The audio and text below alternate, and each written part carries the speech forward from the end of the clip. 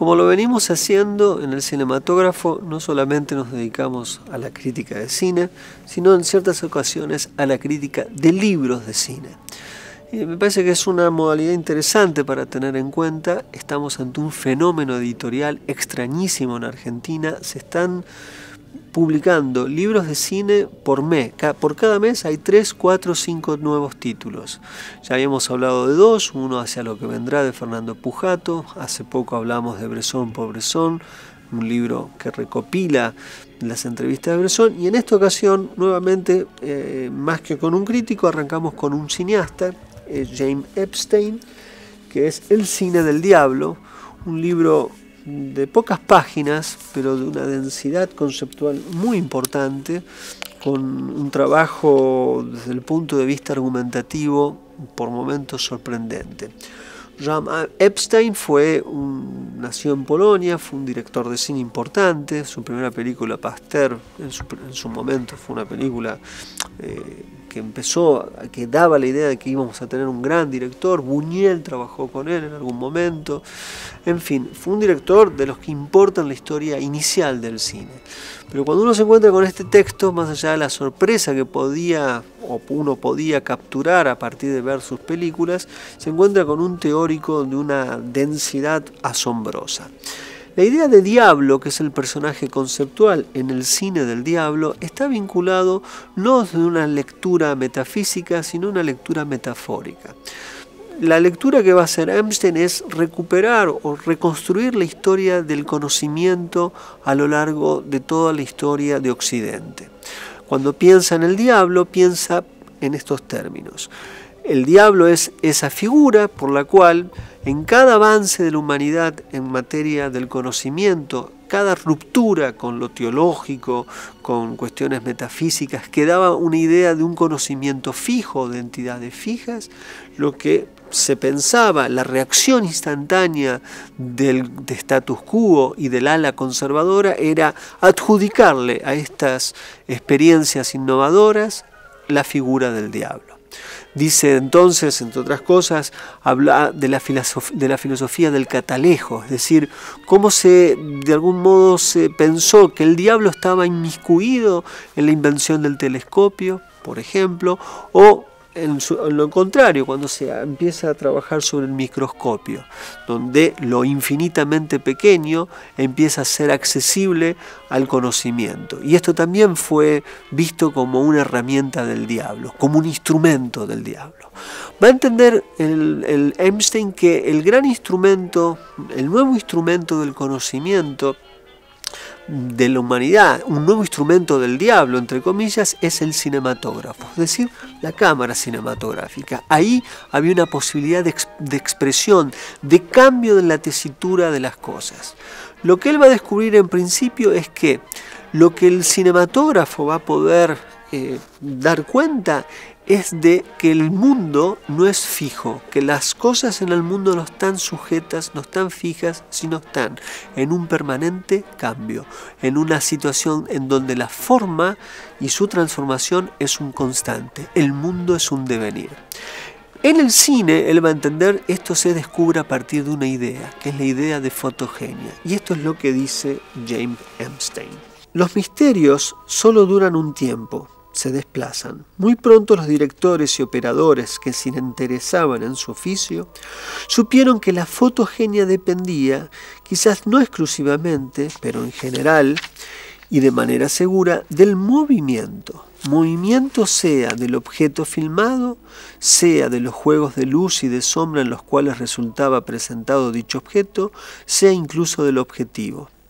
La fotogenia aparecía ante todo como función de la movilidad. De hecho, el paisaje más banal, el decorado más ordinario, el mueble más común, el rostro más ingrato, puede volverse interesante en la pantalla, es decir, fotogénicos, si son mostrados allí en el curso de una evolución continua de sus formas. Si lo que le interesa a Epstein está vinculado con la fotogenia y con la justamente con la transformación de algo en el movimiento.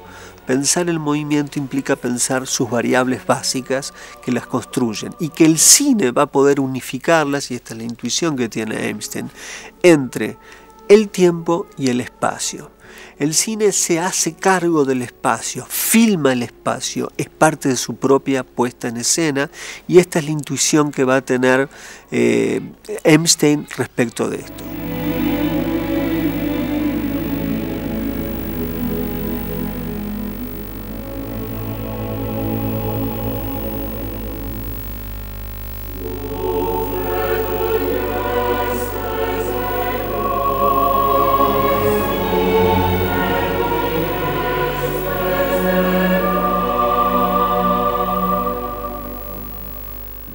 Dice Einstein en torno a lo que va a suceder a partir del espacio, lo cual cuando uno lo ve en una película es inmediatamente posible de entender.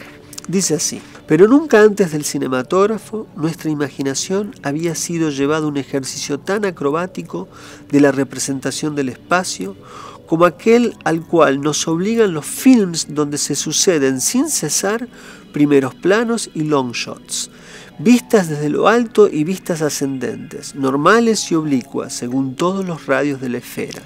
En la pantalla el ojo puede ser más grande que la cabeza, y en el instante siguiente el hombre más pequeño que una hormiga. Esta idea de cambios sobre la percepción es real. O sea, la cámara cambió nuestra relación con el espacio. Las imágenes plantearon otra manera de relacionarnos literalmente con la experiencia que hacemos fuera de la representación de la imagen, pero que a partir de la imagen cambió nuestra manera de entenderlo.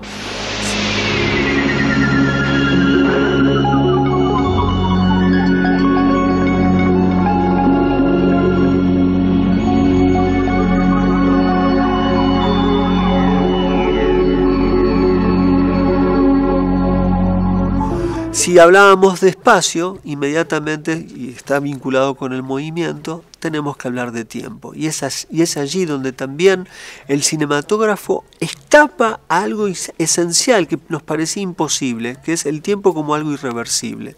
Dice al respecto James Einstein en torno al tiempo: ante todo, la cámara rápida y el ralenti demuestran de manera evidente que el tiempo no tiene valor absoluto, que es una escala de dimensiones variables. Demostración extremadamente convincente, ya que de una parte se dirige a la vista y de otra parte produce variaciones de duración en la propia duración. Lo que se quiere decir, lo que se plantea aquí, es simplemente el tiempo es aquello que sucede frente a una cámara y podemos ver su transcurso, su paso en la duración. Esta es la captura del cinematógrafo. Lo que antes que nada el cine no es el arte del relato, sino fundamentalmente el poder atrapar el tiempo en su duración.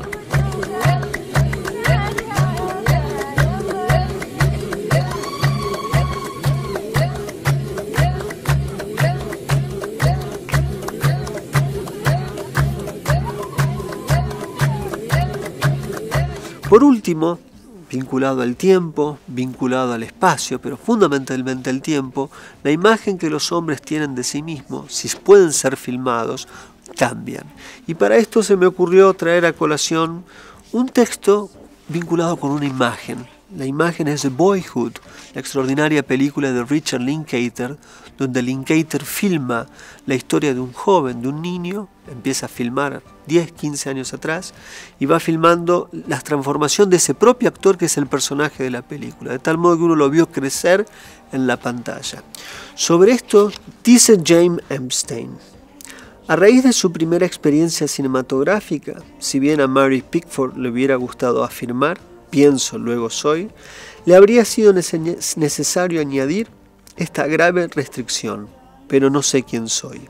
Ahora bien, ¿se puede sostener como una evidencia que uno es cuando se ignora quién se es? Así el cinematógrafo, si bien no la introduce, acentúa de manera singular una duda de gran importancia: la duda sobre la unidad y sobre la permanencia del yo, sobre la identidad de la persona, sobre el ser. Lo que se plantea acá es que el cine, si uno se filma a sí mismo, uno puede ver que está en permanente devenir. Entonces, ¿qué es lo que se sostiene? ¿Cuál es la unidad de la identidad? Estas cosas eluden un poco, van más allá del relato, pero tiene que ver con la cámara y el cine como un instrumento de conocimiento, como un instrumento de exploración, hacia afuera como hacia adentro. Esto es lo que de algún modo plantea aquí James Einstein en El cine del diablo, un libro diabólico porque pone en duda nuestras certezas.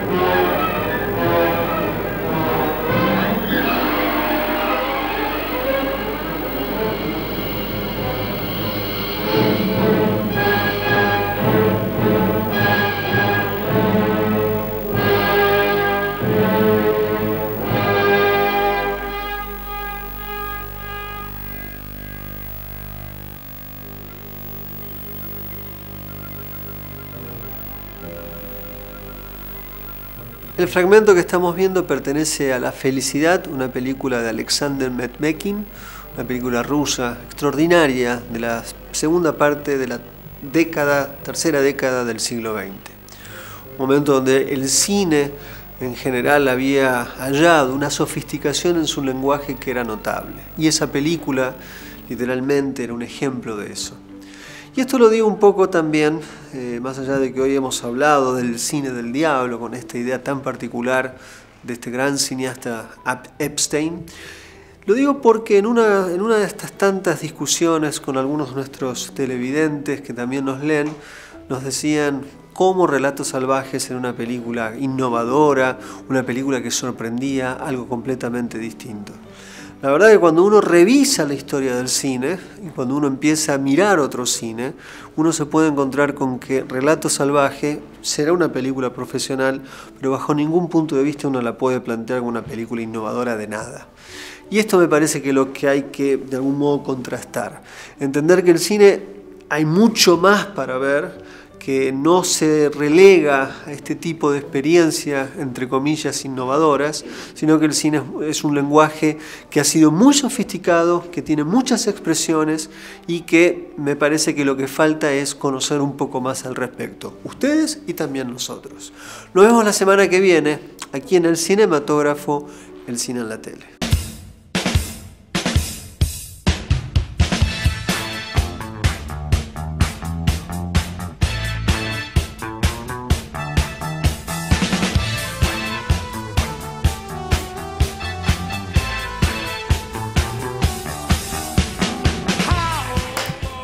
Vamos a dedicarle un... como era el... Desde el día... En principio es mostrar... Vamos de nuevo.